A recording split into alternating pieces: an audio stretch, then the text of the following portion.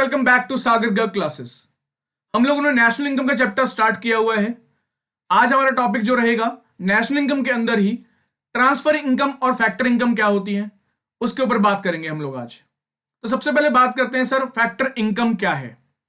तो income which is received by factor of production by providing factor services in the production process. जो factor of production होते हैं ना sir, कौन से होते हैं फैक्टर प्रोडक्शन? तो क्लास 1 में मैंने बताया था लैंड, लेबर, कैपिटल, एंटरप्रेन्योर।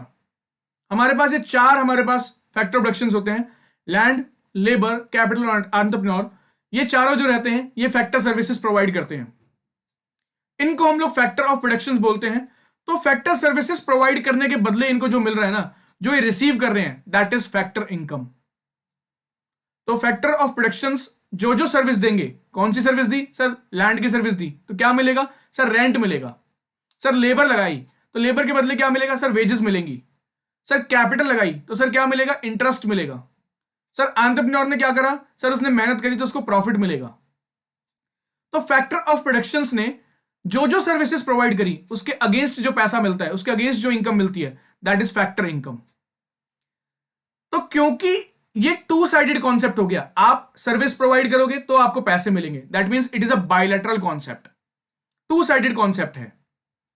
तो सर क्या ये नेशनल इनकम में काउंट होना चाहिए? क्या ये डोमेस्टिक इनकम में काउंट होना चाहिए? यस, क्योंकि आपने प्रोडक्टिव सर्विसेज करी हैं, आपने मेहनत करके पैसा कमाया है, तो ये नेशनल इनकम के अंदर भी काउंट हो जाएगा।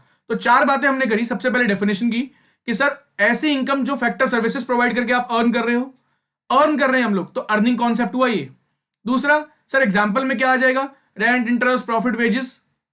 सर कौन सा कॉन्सेप्ट है sir? It is a bilateral concept, two sided concept है। और सर नेशनल इनकम में और डोमेस्टिक इनकम में भी हम इसको काउंट कर लेंगे। ठीक है सर, यहां तक बात समझ में आ गई। ट्रांसफर इनकम की बात करते हैं अब। नेक्स्ट हमारे पास जो आएगा दैट इज ट्रांसफर इनकम। तो सर ट्रांसफर इनकम क्या है? ऐसी इनकम जो ट्रांसफर करी है आपने, यानी कि आपने कमाया नहीं है, आपने अर्न नहीं किया। तो इनकम रिसीव्ड विदाउट रेंडरिंग या without providing any productive service in return. आपने कोई प्रोडक्टिव सर्विस नहीं दी, बस आपको पैसा मिल गया। जैसे कि ओल्ड एज पेंशन, जो बूढ़े लोगों को पेंशन मिलती है, स्कॉलरशिप, उसके अलावा पॉकेट मनी जो मम्मी पापा देते हैं आप लोगों को, गिफ्ट्स जो बर्थडे पे मिलते हैं, ठीक है, ग्रांट्स गवर्नमेंट को अगर मिल रही है, these all are transfer incomes, जिसके बदले कुछ करना नहीं पड़ रहा, बस आपको पैसे मिल रहे हैं। तो इट इज रिसिप्ट कॉन्सेप्ट, यहां पर पैसा मिलेगा आपको बस। तो सर क्या यहां पर दो काम हुए? नहीं, यहां पर ओनली एक काम हुआ, आपको पैसे मिले। That means it is unilateral concept, one sided concept है। आपने कोई सर्विस नहीं दी, आपने कोई काम नहीं किया, बट आपने पैसा अर्न कर लिया, पैसा आपको मिल गया। तो सर क्या इसको हम नेशनल इनकम में काउंट कर दें? बिल्कुल भी नहीं काउंट करेंगे, बिल्कुल भी नहीं।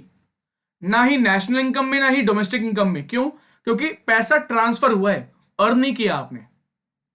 ठीक है जी। तो चार बातें हमने यहां पर करी। सबसे पहली बात, ऐसी इनकम जो विदाउट प्रोडक्टिव सर्विस आप अर्न कर रहे हो।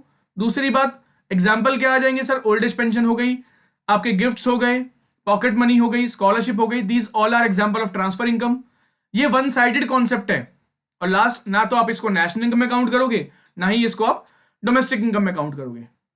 तो सर इन दोनों के बीच में डिफरेंस और बता देते तो बहुत बढ़िया हो जाता।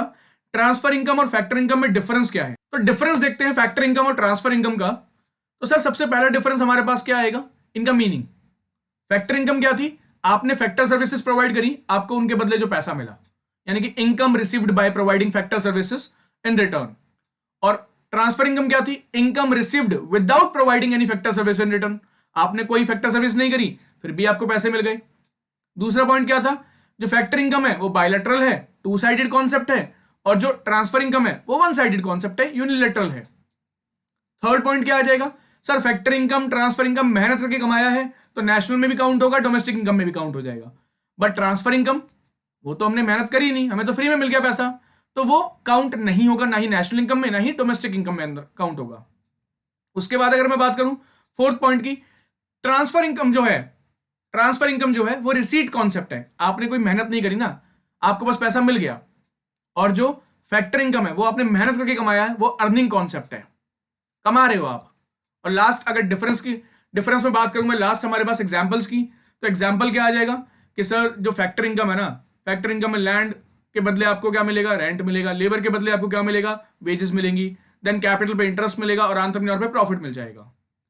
और अगर ट्रांसफर इनकम की बात करते हैं तो ट्रांसफर इनकम में स्कॉलरशिप हो गई, ओल्ड एज पेंशन हो गई, ग्रांट्स हो गए, pocket money, these all are example of transfer income.